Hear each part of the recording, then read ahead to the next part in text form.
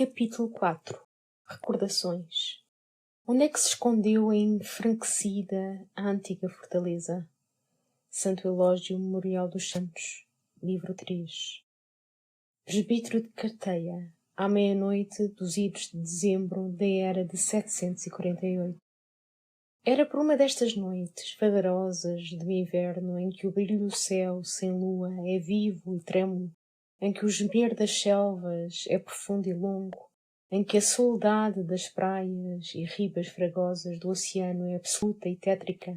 Era a hora em que o homem está recolhido nas suas mesquinhas moradas, em que pelos cemitérios o orvalho se pendura do topo das cruzes, e sozinho goteja das bordas das campas, em que só ele chora aos mortos.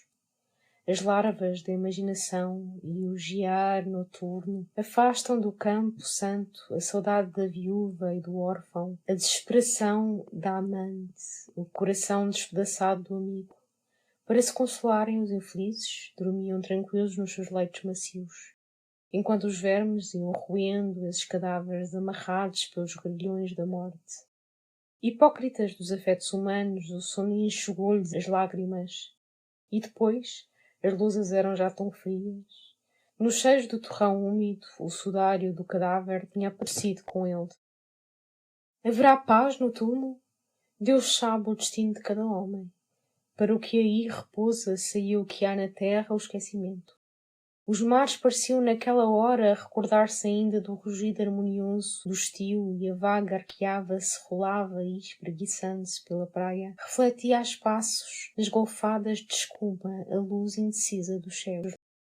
E o animal que ri e chora, o rei da criação, a imagem da divindade, onde é que se escondera?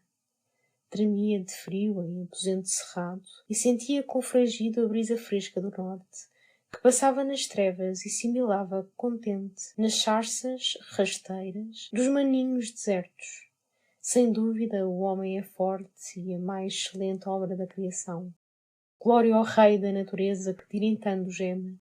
Orgulho humano, qual és tu mais, feroz, estúpido ou ridículo? Não era assim os godos do oeste, quando ora arrastando por terras as águias romanas, ora segurando com o seu braço de ferro o império que desabava, imperavam na Itália, nas Gálias e nas Espanhas, moderadores e árbitros entre o setentrião e o meio-dia.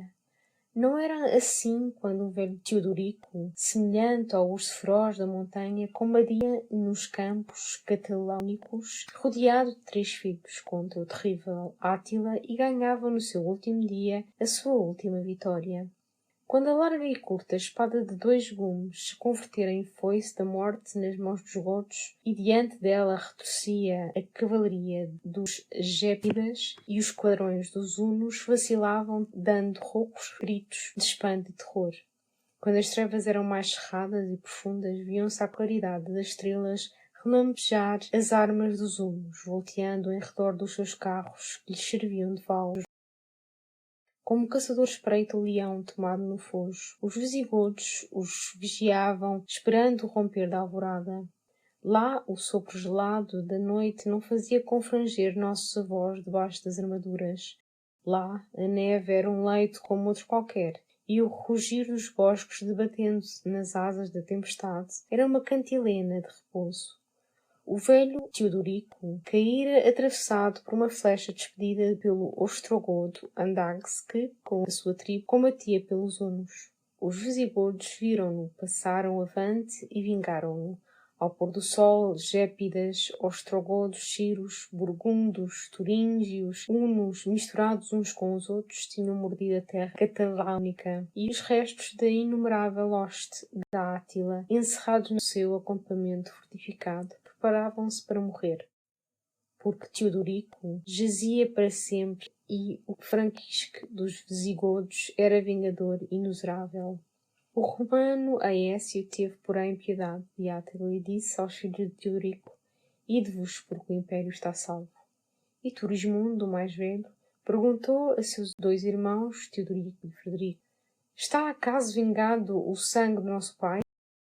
De sobejo o estava ele. Ao aparecer do dia, por quanto os olhos podiam alcançar, não se viam senão cadáveres, e os zigotos deixaram entregues a si os romanos que, desde então, não souberam senão fugir diante Átila. Quem contará, porém, as vitórias de nossos avós durante 3 séculos de glória?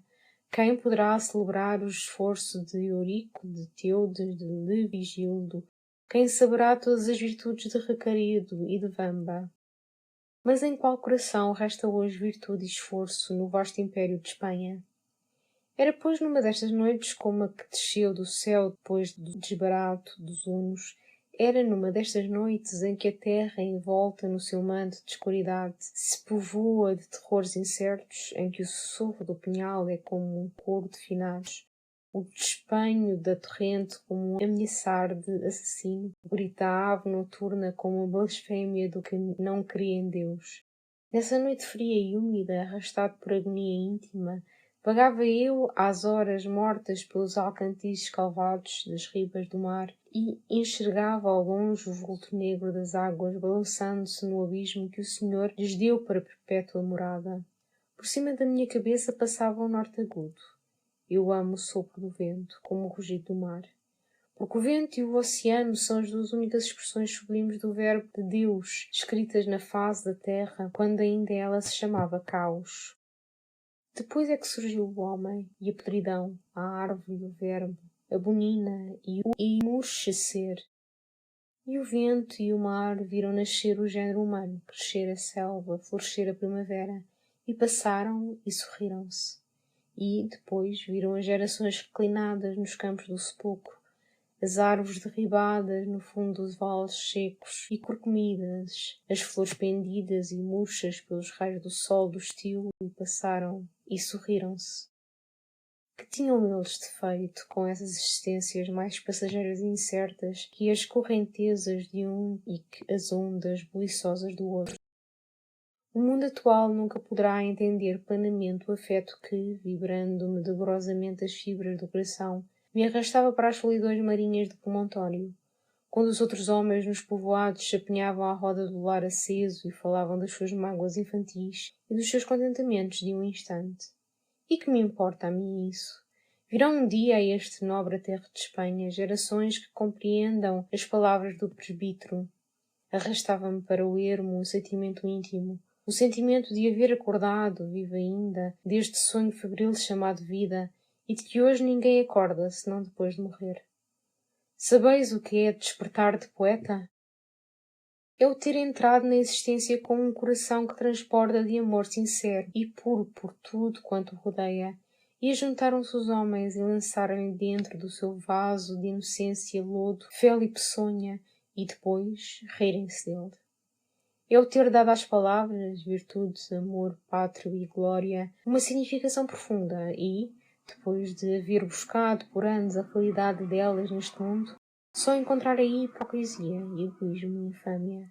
É o entender à custa de amarguras que o existir é padecer, o pensar descrer, o experimentar desenganar-se e a esperança nas coisas da terra, uma cruel mentira de nossos desejos, um fumo tenue que ondeia em horizonte aquém do qual está assentada a sepultura. Este é o acordar do poeta. Depois disso, no abismo da sua alma, só há para mandar aos lábios um sorriso de desprezo em respostas às palavras mentidas dos que os cercam, ou uma voz de maldição desabridadamente sincera para julgar as ações dos homens. É então que para ele há unicamente uma vida real, a íntima, unicamente uma linguagem inteligível, a do bramido do mar e do rugido dos ventos, unicamente uma convivência não travada de perfídia e da solidão. Tal era eu quando me assentei sobre as bragas, e a minha alma via passar diante de si essa geração vaidosa e má, que se crê grande e forte porque sem horror derrama em lutas civis o sangue de seus irmãos. E o meu espírito atirava-se para as trevas do passado. E o sopro rijo do norte afagava-me a fronte requeimada pela amargura, e a memória consolava-me das dissoluções presentes com a aspiração suave da formoso e enérgico viver de outrora. E o meu benditar é profundo, como o céu, que cerqueia imóvel sobre nossas cabeças, como o oceano que, firmando-se em pé no seu leite insondável, braceja pelas baías e enseadas, tentando esboroar e desfazer os continentes. E eu pude, enfim, chorar. Que fora a vida se nela não houver lágrimas? O Senhor estende o seu braço pesado de maldições sobre o povo criminoso. O Pai que perdoara 1000 vezes converte-se em juiz imensurável, mas ainda assim a piedade não deixa de orar junto dos degraus do seu trono, porque sua irmã é a esperança, e a esperança nunca morre nos céus. De lá ela desce ao seio dos maus antes que sejam precisos, e os desgraçados na sua miséria conservam sempre olhos que saibam chorar. A dor mais tremenda do espírito quebrantam-na e entorpecem-na as lágrimas. O sempre eterno as criou como quando nossa primeira mãe nos converteu em réprobos. Elas servem, porventura, ainda de algum refrigério lá nas trevas exteriores, onde há o ranger dos dentes. Meu Deus, bendito seja o teu nome, porque nos deste o chorar.